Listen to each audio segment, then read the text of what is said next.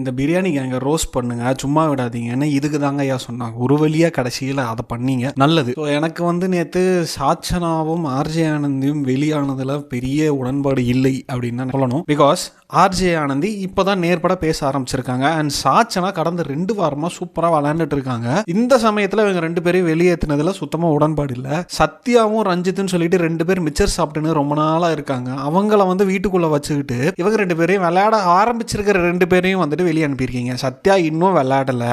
அதுக்கப்புறம் நம்ம ரஞ்சித் விளையாடவே மாட்டார், அது நல்லாவே தெரிஞ்சு போச்சு. யாரெல்லாம் இவங்க 2 பேருக்கும் ஓட்டு போடுறீங்கன்னு சத்தியமாக தெரியல. அதாவது உங்களுக்கு ஒருத்தவங்களை பிடிக்கல அப்படின்றத அடுத்தபட்சம், யார் வந்து ஒரு கேமுக்கு வந்து இன்ட்ரெஸ்டிங்காக வச்சுக்கிறாங்க அப்படின்றது தான் முக்கியம். சத்யாவும் ரஞ்சித்தும் என்ன முக்கியமாக வச்சுருக்கிறாங்க? ஒன்றுமே வச்சுக்கல.